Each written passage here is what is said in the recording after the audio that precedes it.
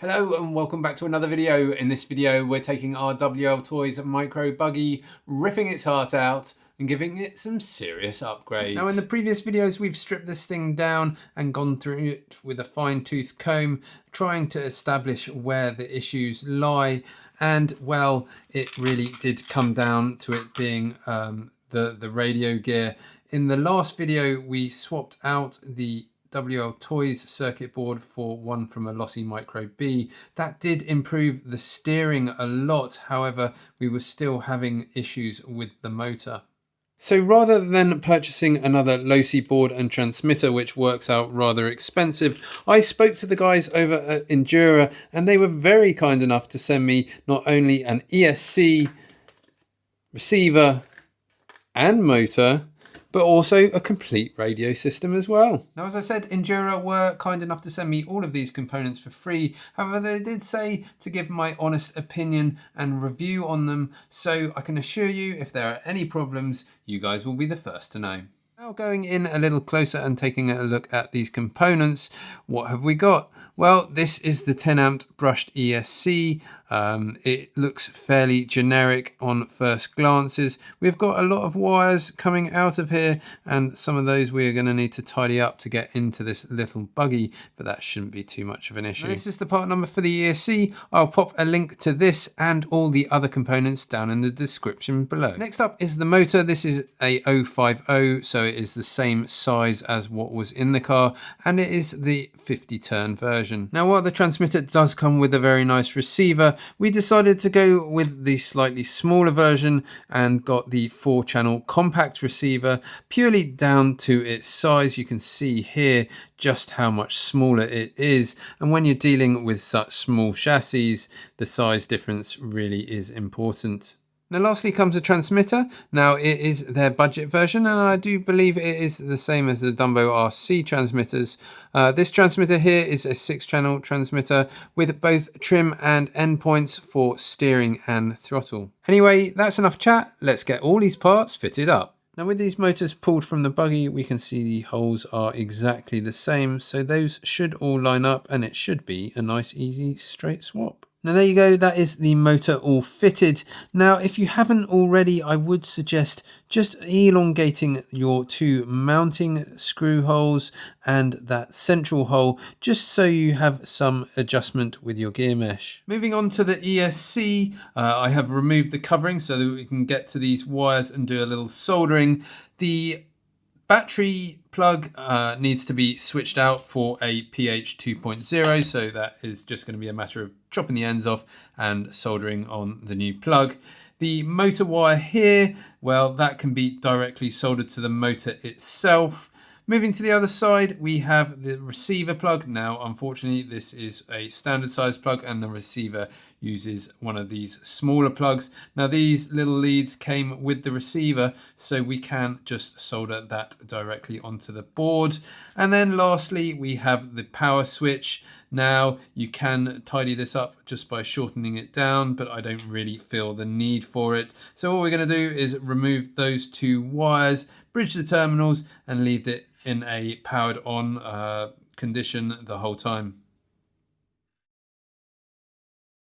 There we go, we have just removed all of the unnecessary wires. Luckily this board is quite nicely marked, so the servo wires, we have the negative, positive and signal, and then our 2 motor wires in the center there. Okay, so I have now got my board in my helping hands here. Now do make sure if you are using something like this that you protect the board. I have just used a small piece of the packing card just to protect the board from the jaws. Now, as always with the ends of our wires, we trim the insulation off and pre-tin the ends of the wires before soldering them. Okay, so now just soldering the receiver wires on.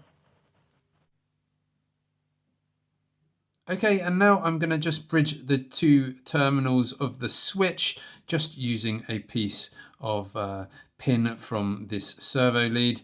And then all I just need to do is touch it with the soldering iron and solder it in place. So now it comes to soldering the battery plug. Now don't forget, WL Toys did put the polarity to their battery the opposite way around to what it normally is.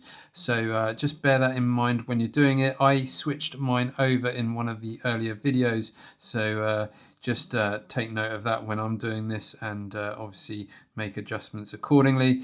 But I have just borrowed a lead as well here, just to help me hold the servo plug while we do the soldering.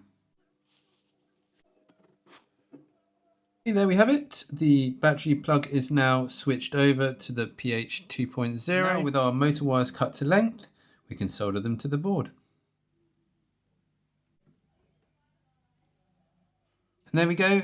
The ESC is all done. Now moving on to the servo, we are going to need to put that plug onto the end that came with our receiver. This one here, obviously we did some work on earlier in a previous video. So that is going to require a little more soldering. Now you could just solder directly, chop and solder directly to the wires coming out of the servo. However, we're going to go the whole way and pull that servo out and solder directly to the board.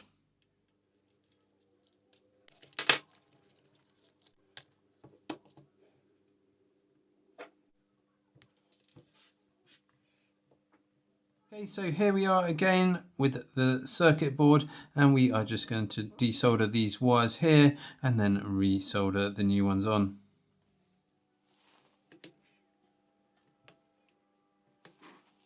There we have it, and now the new servo wire has been swapped over. So now we've got the new servo plug installed, we can get this back into our car. However, before we do that, what I am also going to do is just replace the servo horn with something slightly longer. Now the servo horn or servo saver that I have here is significantly longer than the stock one, and actually it is a fraction too long.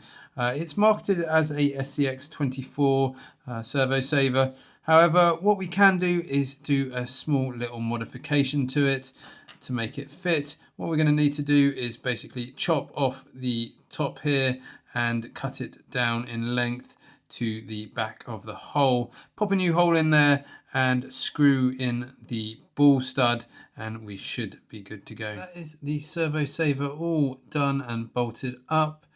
All we did was trim it down, pop a hole through there, a 1mm hole through there, and then a 4mm tap. Screwed it all back together. We did use the original plastic spline on there, as the one that came with this was slightly different. But other than that, hopefully that should do the job. Okay, so we're making good progress now. The servo is all back in and should be ready to go. We just need to consider how we're going to place this all in the car itself.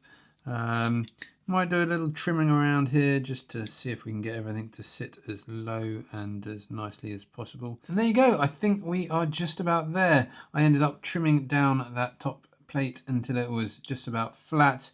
That gave us a nice smooth area to mount everything up, and as you can see, it is all fitted in rather well. So with it all complete, let's give it a go. We'll plug it in, wait for the red light, there we go, and steering, well, feels very nice. Speed is pretty impressive actually. I don't know if we've got now more power going to the servo, but it certainly seems a little faster than before. And now the throttle. Well, that also feels a lot smoother. So, with that said, let's go give it a try.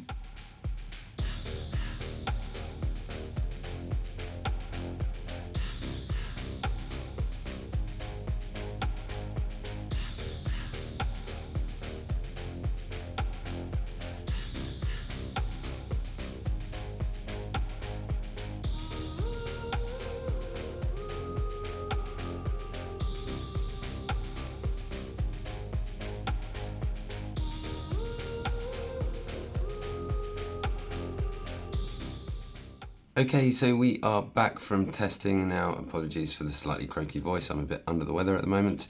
And well, what did we find out? Now, let's start with the transmitter and receiver. Now, this transmitter is their budget version. However, it does feel fairly good in the hand and the trigger is nice and snug on my finger. Control wise, well, we have everything that we need and more. And then the receiver, and well, you really can't complain about that. It is probably the best value for money receiver that you can buy in this size. Now moving on to the motor, I'm really happy with that.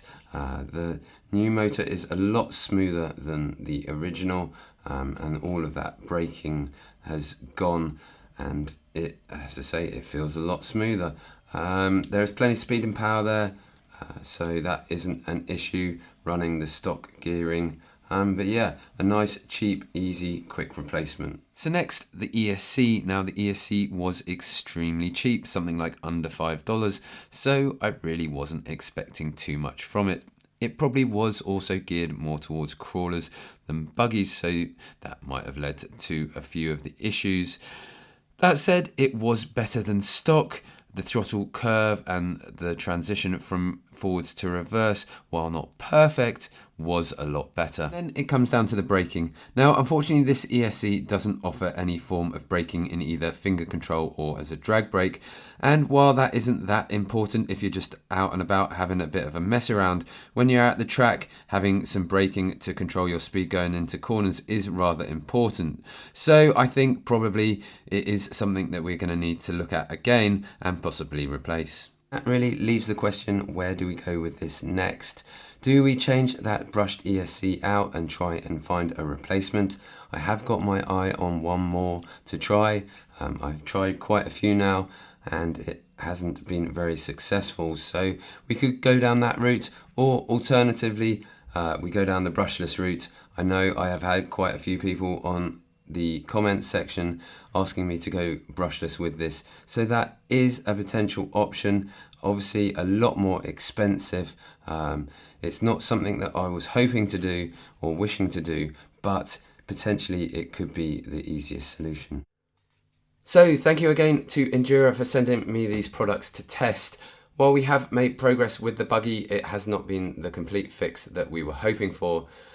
Let me know in the comments what your thoughts are. Should we carry on going down the brushed route, or should we go for a brushless option? Well, that just about wraps this one up. I hope you found this video helpful. If you have, please hit that like button. Subscribe to the channel so you never miss an update. Currently, I only have around 8% of you subscribed, so it would really help me out. In the meantime, have fun out driving wherever you are, and I will see you in the next one.